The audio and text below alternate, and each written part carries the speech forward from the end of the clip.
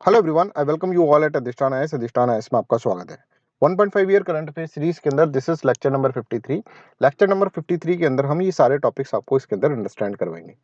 Start करने से पहले मैं आपको बताना चाहता हूँ कि 1.5 ईयर करंट अफेयर सीरीज एक बड़ा प्रोग्राम है। इसके अंदर सिर्फ लेक्चर्स ही नहीं हो रहे हैं, इसके अंदर हम आपको डिफरेंट डिफरेंट इनोवेटिव मैनर के अंदर, जैसे शॉर्ट्स के थ्रू या फिर आपके ये एक हमने कंपाइलेशन बुकलेट निकाली है 1.5 ईयर करंट अफेयर्स की, ठीक है, जिसके अंदर जैन 23 से लेकर मई 24 के करंट अफेयर्स है।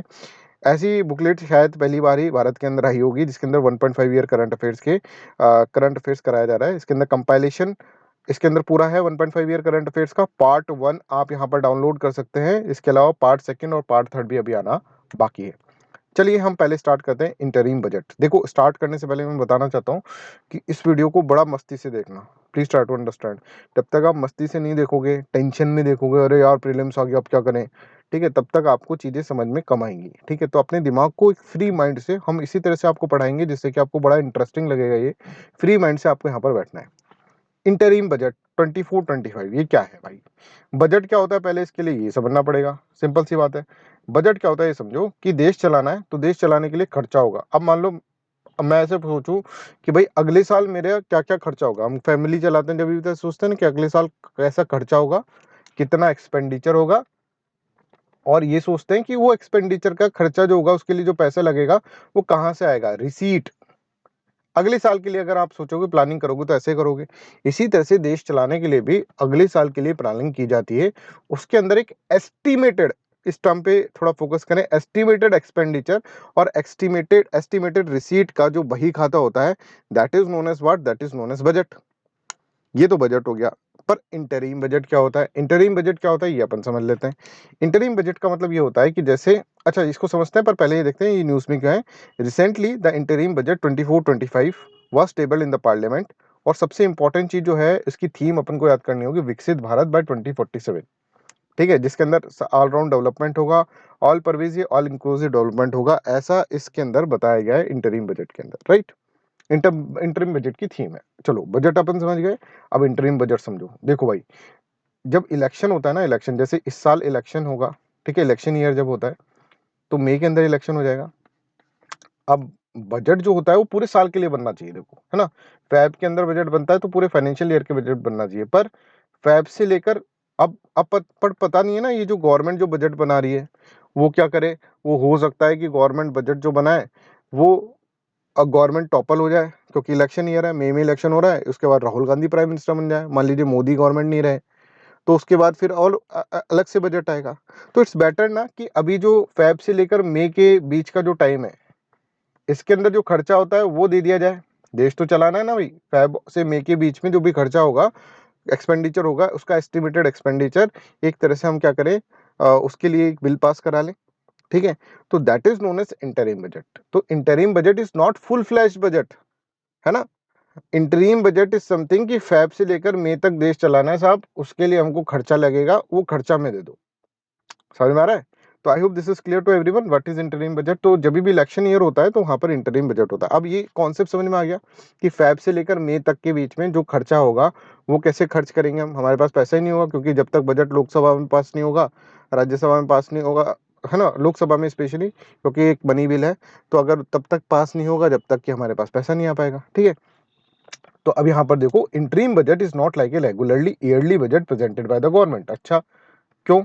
बिकॉज ये इलेक्शन ईयर के अंदर प्रेजेंट किया जा रहा है, और इलेक्शन ईयर के अंदर लोकसभा में ये बजट पास करा जा रहा है, जिससे कि 2 से लेकर 4 महीने का खर्चा जो है हमें यहाँ पर मिल जाए। अप्रोक्सीमेटली 1/6 ऑफ टोटल एक्सपेंडिचर जो होता है ना, पूरे साल का एक्सपेंडिचर होता है, उतना एक्सपेंडिचर हमें यहाँ पर मिल जाए, जिससे कि हम ये 3-4 महीने का भी काम निकाल ले, देश चला लें 3-4 महीने के अंदर। ठीक है, purpose of interim budget is to ensure continuity of the government expenditure and essential services until the new government can present the full fledged budget after taking the office। समझ में आ रहा है कि भाई हो सकता है ना मोदी गवर्नमेंट ने पूरे साल का बजट बना दिया, अब उसका क्या फायदा, क्यों, मोदी गवर्नमेंट ही नहीं रही।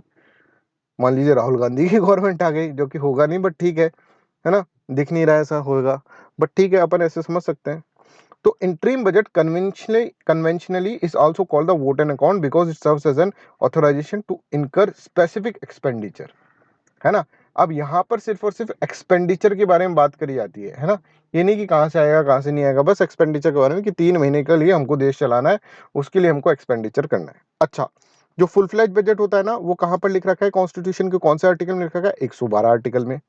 एनुअल फाइनेंशियल स्टेटमेंट, है ना, बजट नाम तो कुछ है ही नहीं, एनुअल फाइनेंशियल स्टेटमेंट ही लिख रखा है आर्टिकल 112 में। अच्छा, ये जो वोट एंड अकाउंट वाला कॉन्सेप्ट है, वोट एंड अकाउंट या फिर इंटरिम बजट वाला कॉन्सेप्ट है, ये कहाँ दे रखा है कि 3 महीने के लिए टेम्परेरी ये है कि आप एक्सपेंडिचर के लिए पैसा निकाल सकते हैं, ठीक है, कंसोलिडेटेड फंड ऑफ इंडिया में से। ये कहाँ लिखा हुआ है? ये लिखा हुआ है आर्टिकल 116, ठीक है। तो आपको ये भी याद रखना है, देखिए कॉन्स्टिट्यूशन के आर्टिकल 116 के अंदर वोट एंड अकाउंट लिख रखा है, is an upfront allocation of grant from the consolidated fund of India to government to address the immediate expenditure needs, ठीक है। और इसके अंदर जैसे मैंने आपको बताया, सिर्फ और सिर्फ रिसीट साइड ना देखकर सिर्फ और सिर्फ एक्सपेंडिचर साइड ही देखा जाता है, ठीक है ना। कंसोलिडेटेड फंड ऑफ इंडिया में से पैसा निकालना है, 3 महीने देश चलाना है, उसके लिए इंटरिम बजट पास किया जाता है, फुल फ्लेज बजट पास नहीं करा जाता। इलेक्शन ईयर में जनरली ये होता है, बिकॉज इलेक्शन ईयर के अंदर पता नहीं है कि अगले साल किसकी गवर्नमेंट आएगी, तो फिर बजट चेंज होगा, ठीक है। बजट तो चेंज होना है, फुल फ्लेज बजट तो इलेक्शन के बाद ही निकलेगा, ठीक है। तो उसके बीच में जो होता है that is known as interim budget. I hope this is clear. चलिए, ये क्लियर है तो आगे चलते हैं। One district one product scheme. अब वन डिस्ट्रिक्ट वन प्रोडक्ट क्या है, ये अपन इसके अंदर समझते हैं। पहले इसे समझो कि न्यूज के अंदर क्यों है, क्योंकि department of promotion of industry and internal trade DPIIT ने अभी क्या करा है, इवेंट्स करवाए हैं, जिससे कि इसके बारे में अवेयरनेस फैले, ओडीओपी के बारे में। इस इवेंट का नाम है ओडीओपी संपर्क इनिशिएटिव, ठीक है। अब क्या है वन डिस्ट्रिक्ट वन प्रोडक्ट, क्या है? देखो कि भारत के अंदर बहुत सारी डिस्ट्रिक्ट्स हैं, है ना, बहुत सारे स्टेट्स हैं, स्टेट्स के अंदर बहुत सारे डिस्ट्रिक्ट्स हैं। अब ये सारी डिस्ट्रिक्ट के अंदर कुछ ना कुछ एक प्रोडक्ट ऐसा होगा जो कि बहुत फेमस होगा, तो उस प्रोडक्ट के बारे में अवेयरनेस क्रिएट करने के लिए one district one product scheme launch करी गई है। अच्छा, क्या होता है, जैसे जो अच्छे सिटीज होते हैं, जैसे मान लो महाराष्ट्र के अंदर पुणे है, पुणे के अंदर कोई डिस्ट्रिक्ट है, उसका कोई प्रोडक्ट है, तो वो तो पहले से लोग उसके बारे में जानते हैं, उसकी तो पहले से मार्केटिंग हो रही है, ब्रांडिंग हो रखी है, ठीक है, वो प्रोडक्ट तो बहुत बिकता है। पर छत्तीसगढ़ के अंदर मान लीजिए कोई एक डिस्ट्रिक्ट है, उसका कोई प्रोडक्ट है, वो नहीं बिक रहा है, तो गवर्नमेंट का ये जिम्मेदारी रहता है ना कि भाई छत्तीसगढ़ वाला जो है वो भी बिके, है ना। आई होप दिस इज क्लियर। तो ये जो होता है, ये वाला प्रोडक्ट बिके, तो ये जो अनबैलेंस्ड जो हो रखा है कि यहाँ पर रीजनल अनबैलेंस हो रहा है कि भाई यहाँ का प्रोडक्ट तो बिक रहा है, यहाँ का नहीं बिक रहा, जबकि ये प्रोडक्ट भी काफी अच्छा है, product two is also very good, है ना। तो वन डिस्ट्रिक्ट वन प्रोडक्ट का एक इनिशिएटिव का एक मकसद ये भी है कि बैलेंस रीजनल डेवलपमेंट करें across all district of the country. सभी डिस्ट्रिक्ट, जो कंट्री की सभी डिस्ट्रिक्ट है, उनके अंदर एक तरह से बैलेंस्ड रीजनल डेवलपमेंट हो। तो यहाँ पर देखो, one district one product initiative is aimed at fostering balance regional development across all district of the country, है ना। अब गवर्नमेंट क्या करती है, गवर्नमेंट कहती है भाई पहले हम आपका प्रोडक्ट सेलेक्ट करेंगे डिस्ट्रिक्ट का, सेलेक्ट करने के बाद उसको ब्रांडिंग करेंगे, ओ माय गॉड, ब्रांडिंग करने के बाद उसको प्रमोट किया जाएगा थ्रू एग्जीबिशंस, बहुत सारे प्रोग्राम्स, और इसके अंदर करके इंटरनेशनल लेवल का प्रोग्राम करके भी करा जाएगा। मैं बताऊंगा अभी कौन कौन से प्रोग्राम, गवर्नमेंट क्या क्या एक्टिविटीज करती है, ये सब बताऊंगा। ये सब काम गवर्नमेंट करा रहेगी, तो छत्तीसगढ़ का वो प्रोडक्ट जो सूना सूना सा रहता था वो भी बिकने लग जाएगा, ठीक है ना। तो यहाँ पर देखो, initiative aim to select brand and promote at least one product from each district of the country for enabling holistic socio economic growth across all the regions. अब क्या होगा, जो भी स्टेट गवर्नमेंट है या फिर यूटी है जिसके अंदर डिस्ट्रिक्ट आ रही है, यूनियन यूनियन टेरिटरी है, वो क्या करेगी, वो सेलेक्ट करके सेंट्रल गवर्नमेंट को दे देगी कि साहब ये देखो, ये हमारे प्रोडक्ट है, ये डिफरेंट डिफरेंट डिस्ट्रिक्ट के ये प्रोडक्ट है। सेंट्रल गवर्नमेंट के अंदर मिनिस्ट्री है, मिनिस्ट्री ऑफ कॉमर्स, उसके अंदर डिपार्टमेंट है डीपीआईआईटी, तो डीपीआईआईटी डिपार्टमेंट जो होगा ना, वो फिर फाइनलाइज करेगा, अच्छा इनको हमको क्या करना है, इनकी हमको ब्रांडिंग करनी है, इनकी हमको प्रमोशन करनी है, ठीक है, ये समझ में आ गया। तो ये भी समझो, पहले सेलेक्ट कौन कर रहा है, सेलेक्ट कर रहा है, ये क्वेश्चन पूछा जा सकता है एग्जाम के अंदर। All product have been selected by the state and union territory, ठीक है। फिर बाय टेकिंग कंसिडरेशन इकोसिस्टम कैसा है ग्राउंड लेवल पर, product identified under districts as export hub and GI tag products, इन सबको स्टेट्स बताती है कि भाई देखो ये हमारे पास प्रोडक्ट है हर डिस्ट्रिक्ट के। इसके बाद finalise list is communicated to DPIIT by relevant department of the state government, state and union territory, ठीक है। फाइनलाइज लिस्ट जो होती है वो डीपीआईआईटी को दे दी जाती है, right. All activities including exhibitions, capacity building. अब उसके अंदर क्या क्या होगा, देखो एग्जीबिशन लगाई जाएगी उस प्रोडक्ट की, उस प्रोडक्ट को कोई बना रहा है तो उससे बोला जाएगा भाई तुमको और पैसा देंगे, इंसेंटिव देंगे, तुम्हारी कैपेसिटी बिल्डिंग करेंगे, ठीक है, तुम और अच्छे से इस प्रोडक्ट को निकालो, ठीक है। और डिस्ट्रिक्ट लेवल पे, स्टेट लेवल पे ये सब चीजें होती हैं और कोऑर्डिनेशन रहता है, डीपीआईआईटी का कोऑर्डिनेशन इसके अंदर रहता है। जब सेलेक्ट करके फाइनलाइज कर रहे हैं तो भी उसके अंदर कोऑर्डिनेशन डीपीआईआईटी का रहता है, पर फाइनल फैसला जो स्टेट और यूनियन टेरिटरी ही लेती है। चलो देखो कुछ एक्टिविटीज बताते हैं। इसकी वेबसाइट पे गए, वेबसाइट पे हमने देख ली डायरेक्टली क्या क्या एक्टिविटीज हो रही है। जैसे मैंगो फेस्टिवल चल रहा है जापान के अंदर, ठीक है ना। आंध्र प्रदेश की स्टेट्स डिस्ट्रिक्ट के, गुजरात की डिस्ट्रिक्ट के मैंगो वैरायटी जो है वो यहाँ पर दिए जा रहे हैं, ठीक है। ये हुआ था 2022 के अंदर, राइट। इसी तरह से लकाडोंग टर्मरिक जो होता है that is very very very very famous in Meghalaya. Meghalaya की जो डिस्ट्रिक्ट्स हैं उसके अंदर से 30 ton of Lakadong turmeric from Shillong Meghalaya जो है वो कंसाइनमेंट पास कराया गवर्नमेंट ने, ठीक है। इसी तरह से बहुत सारे और भी देखें, जैसे वॉलनट जो होता है जम्मू कश्मीर के अंदर बडगांव जो है उसके अंदर से वॉलनट जो है ना, फ्रॉम बडगांव कश्मीर से बेंगलोर या कर्नाटका यहाँ पर इस तरह से करा। तो आप ये देख रहे हैं कि बहुत सारे प्रोडक्ट्स यहाँ पर देखे जा रहे हैं, हर डिस्ट्रिक्ट का एक प्रोडक्ट लिया जा रहा है और उनको प्रमोशन उनका करा जा रहा है, ठीक है। डीपीआईआईटी मिनिस्ट्री के अंदर में आता है। I hope this is clear to everyone. Next is Katchatheevu island. कच्चा थीवू आइलैंड क्यों न्यूज में है, क्योंकि प्राइम मिनिस्टर मोदी जी ने अभी लोकसभा के अंदर एक स्टेटमेंट दिया। लोकसभा के अंदर स्टेटमेंट इस तरह का कुछ दिया गया कि कच्चा थीवू आइलैंड जो कि तमिलनाडु और श्रीलंका के बीच में है, वो हमने दूसरी कंट्री को क्यों दे दिया। किसने दिया, किसने दिया दूसरी कंट्री को, तो बोला कि दिया किसने था, इंदिरा गांधी जी ने दिया था। तो उन्होंने बोला वो क्या भारत का पार्ट नहीं था क्या, जो दूसरी कंट्री को ऐसे गिफ्ट में दे दिया आपने, ये क्या बात हो गई, कॉन्स्टिट्यूशनल अमेंडमेंट भी नहीं करा और दूसरी कंट्री को हमारी टेरिटरी दे दी। तो Katchatheevu is an island between Tamil Nadu and Sri Lanka, ऐसे मोदी जी बोल रहे हैं। समबड़ी कौन है यहाँ पर, that समबड़ी is Indira Gandhi gave it to the another country. It happened under the leadership of Indira Gandhi. Was not that the part of Mahabharti there? क्या वो उस वक्त महाभारती का पार्ट नहीं था, ऐसा कटाक्ष करा गया किसके द्वारा, प्रधानमंत्री मोदी जी के द्वारा। अब सब कहानी क्या है कच्छातीवू आइलैंड की, ये हम आपको समझा देते हैं। तो सबसे पहले देखो कच्छातीवू आइलैंड है कहाँ पर, ये है कच्छातीवू आइलैंड। इधर देखोगे श्रीलंका है और इधर देखोगे तमिलनाडु है, इंडिया है, राइट। अब कच्छातीवू आइलैंड पहले नहीं था ये, 14वीं शताब्दी के अंदर एक वॉल्केनो का इरप्शन होता है। प्लेट टेक्टोनिक्स के अंदर आपने देखा होगा, वॉल्केनो का इरप्शन होता है और वॉल्केनो इरप्शन के कारण क्या होता है, यहाँ पर एक कच्छातीवू आइलैंड बन जाता है, ठीक है, 14वीं शताब्दी में। अब आगे चलकर अगर हम देखें तो ये लैंड कितनी थी सर, 285 एकड़ का ये बड़ा फैला हुआ सा एक आइलैंड था, ठीक है साहब, बन गया। अब क्या होता है, जब राजा महाराजाओं का टाइम होता है ना, तो रामानंतपुरम के अंदर, ये देखो भारत के अंदर जो रामानंतपुरम आ रहा है, रामानंतपुरम के अंदर एक रामानंद नाम के क्या थे, एक राजा थे। वो क्या करते हैं, वो इसको ओन करते हैं, ठीक है साहब। फिर ब्रिटिशर्स आ जाते हैं, ब्रिटिशर्स आते हैं तो ये जो होता है ये आइलैंड, ये मद्रास प्रेसिडेंसी, है ना, मद्रास प्रेसिडेंसी का पार्ट बन जाता है ब्रिटिशर्स के टाइम पर। Okay sir.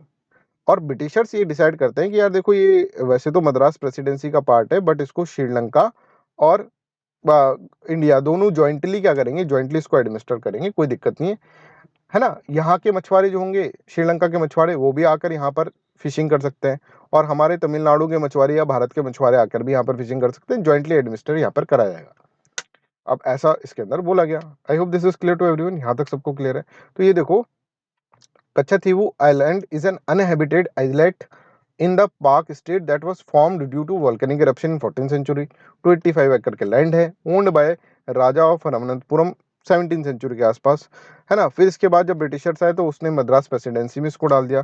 फिर ब्रिटिशर्स ने कहा कि during British rule it was administered jointly by the India and the Sri Lanka, ठीक है। फिर 1921 के अंदर both India and Sri Lanka claimed कि भाई ये हमारा इस तरह से ऐसा हुआ। और इसके बाद आप देखेंगे तो ये मामला अनसेटल्ड ही रह गया। अब एक बार इंदिरा गांधी जी का मूड अच्छा था 1974 में, तो उन्होंने कहा कि यार एक काम करते हैं, श्रीलंका अपना अच्छा दोस्त है, इसको क्या करते हैं हम आइलैंड ऐसे देते हैं। तो श्रीलंका को बुलाया, बोले सुनो ये आइलैंड लो गिफ्ट के अंदर। बोले श्रीलंका खुश।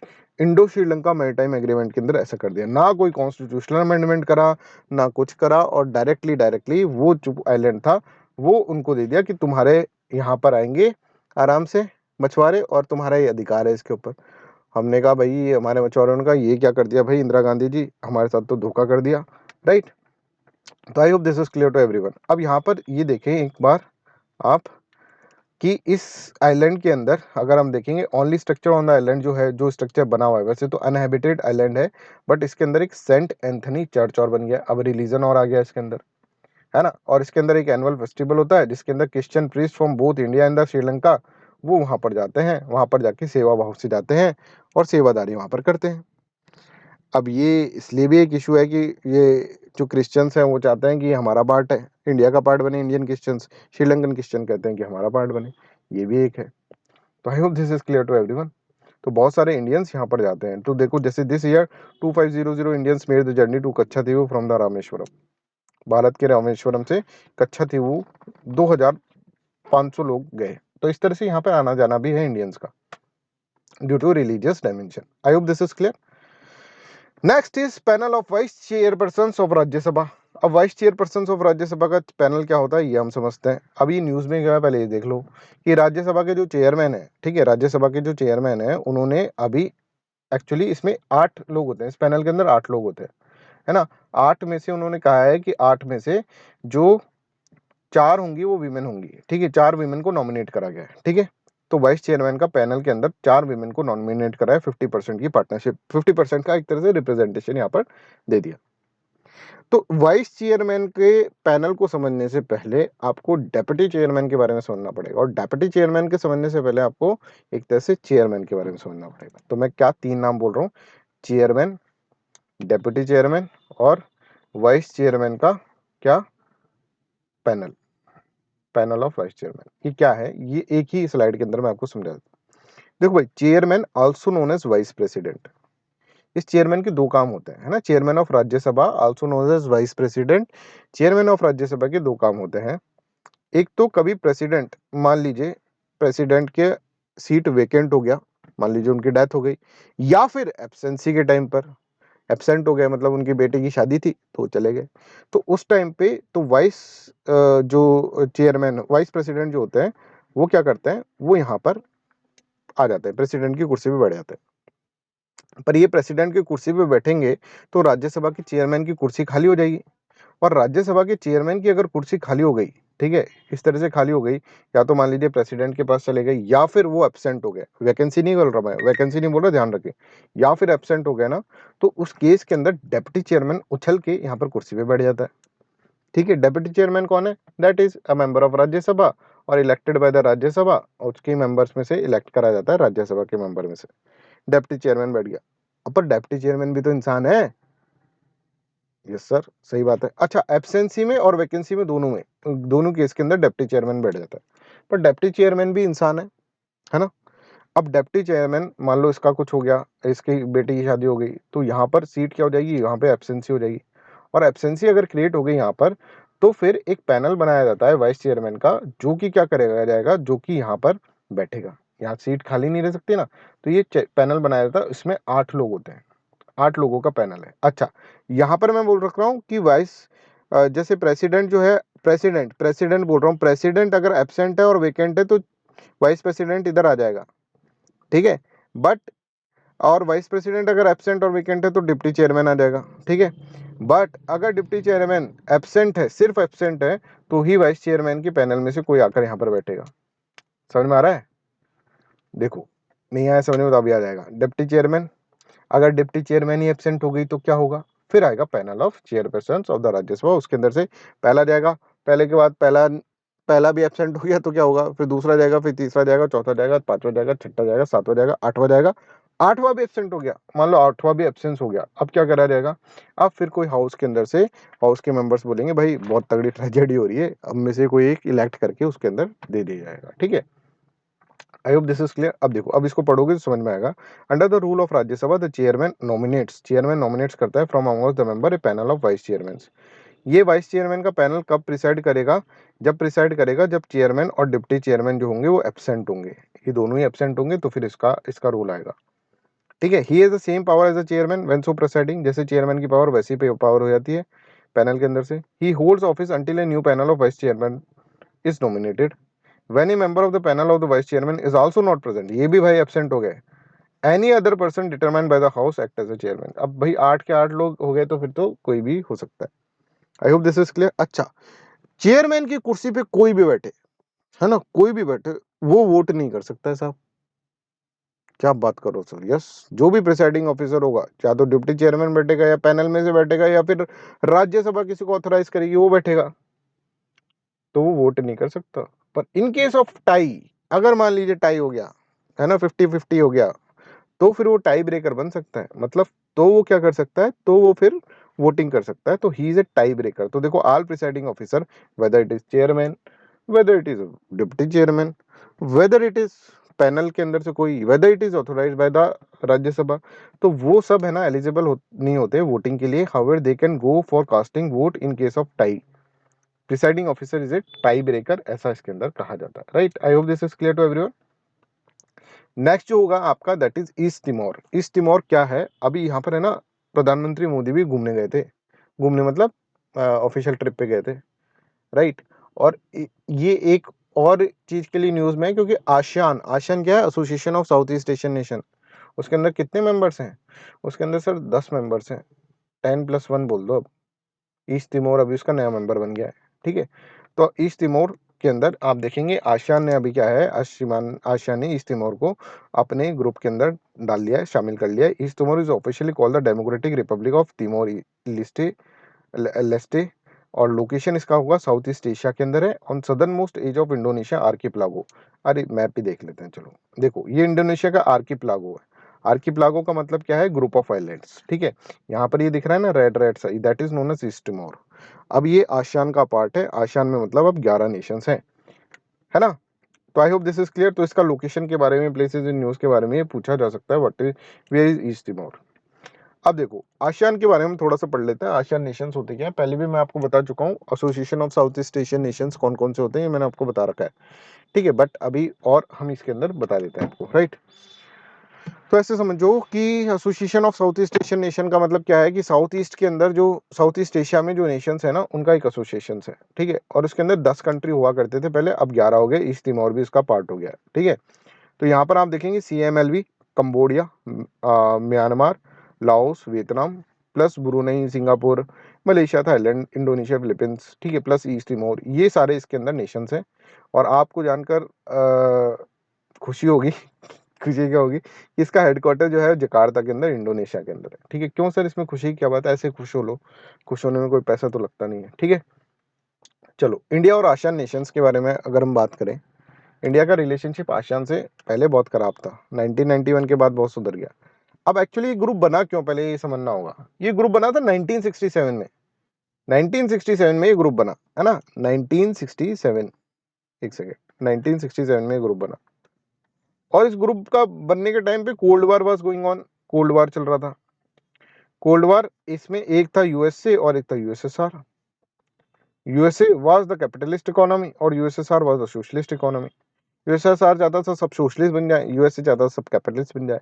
भारत क्या था, भारत नॉन अलाइंग था, पर भारत टिल्ट था यूएसएसआर की तरफ ना। भारत का दोस्ती थी, काफी अच्छी गहरी दोस्ती थी यूएसएसआर से।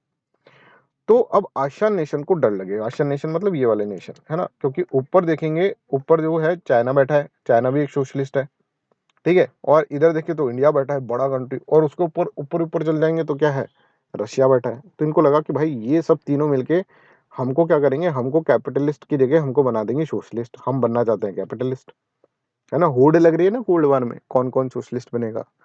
तो फिर इन लोगों ने डिसाइड करा कि यार देखो, एकता में शक्ति है, ये हमने देखा था, सुना था, एक लक्कड़हारे की कहानी सुनी थी, लक्कड़हारे की नहीं, एक किसान की कहानी सुनी थी, उसके बेटे थे, 4 बेटे थे, लड़ते रहते आपस में, इन्होंने सुनी थी। तो इन्होंने कहा कि हमको है ना एक साथ रहना चाहिए, तब जाकर ही हमारा कुछ नहीं बिगाड़ पाएंगे। तो 1967 के अंदर एक ग्रुप बना, that is known as Association of South East Asian Nation. In the era of cold war an important regional organisation was established in the South East Asia in 1967। This organisation is known as ASEAN. अब ASEAN के अंदर आप देखेंगे तो ASEAN के अंदर ये सारे ऑब्जेक्टिव्स आसियान के थे, accelerate process of economic growth, है ना, उन्होंने ऐसा कहा, प्रमोट सोशल डेवलपमेंट। बस सबसे ज़्यादा जो इम्पोर्टेंट जो इनका था वो ये था कि इनके ये था कि भाई इंडिया, चाइना, रशिया जो है वो मिलकर क्या करें, कहीं कम्युनिस्ट आइडियोलॉजी को प्रोलिफरेट ना कर दें हमारे अंदर, क्योंकि हम तो कैपिटलिस्ट आइडियोलॉजी के हैं, है ना। तो ये कैपिटलिस्ट आइडियोलॉजी के बने रहना चाहते थे, इसलिए ये सब मिल गए एक साथ। आई hope this is clear, this is about the ASEAN nation and this is all about the today's class. I hope you enjoy this class. यहाँ पर हमने बहुत सारी चीज़ें पढ़ी हैं। अब एंड करने से पहले मैं आपसे ये बोलना चाहता हूँ, देखो भाई मस्ती से पढ़ो, एग्जाम आ गया है पास में, पर टेंशन नहीं लेने का है। टेंशन लेके पढ़ोगे कुछ नहीं होगा, ठीक है। एंजाइटी, डिप्रेशन, इन सब चीज़ों को दूर ही रखो अपने से। आराम से पढ़ते रहो, मस्ती से पढ़ोगे, दिमाग खाली करके पढ़ोगे आराम से, तो काफ़ी अच्छा घुसेगा। नहीं तो यही सोचते सोचते ही रह जाओगे कि भाई क्या होगा, क्या कैसे होगा, 3 अटेम्प्ट हो गए, 4 अटेम्प्ट हो गए, प्रीलिम्स भी क्लियर नहीं हुआ, ऐसा कुछ भी नहीं सोचना है नेगेटिव, है ना। और इस वीडियो को देखने के बाद थोड़ा सा लाइट तो महसूस कर ही रहे होगे तुम लोग, ठीक है। तो देखो हमने कुछ मॉड्यूलर कोर्सेज भी आपके लिए लॉन्च करे हुए हैं। हिस्ट्री का मॉड्यूलर कोर्स ले सकते हैं। हिस्ट्री अगर अच्छी है तुम्हारा तो मॉडर्न हिस्ट्री, तो इंटरनेशनल रिलेशन का ले लो। इंटरनेशनल रिलेशन भी मस्त है, बढ़िया है। तो ज्योग्राफी का अगर प्रॉब्लम है, ज्योग्राफी का ले सकते हो, एनवायरनमेंट का ले सकते हो, इथिक्स का ले सकते हो, कुछ भी ले लो। साइंस एंड टेक्नोलॉजी, एंशिएंट और मिडिवल के अलावा सारे जो है मैंने वीडियो लेक्चर्स रिकॉर्डेड फॉर्म के अंदर रखे हुए हैं, मेरे ही पढ़ाए गए हैं, आप इसके अंदर ले सकते हैं। 8788248734, इस पे अपना इस पे आप क्या करें, इस पे एक बार आप कॉल करें, इसके बाद आप ये सारे कोर्सेज ले सकते हैं। तो that's all for today's class, thank you so much.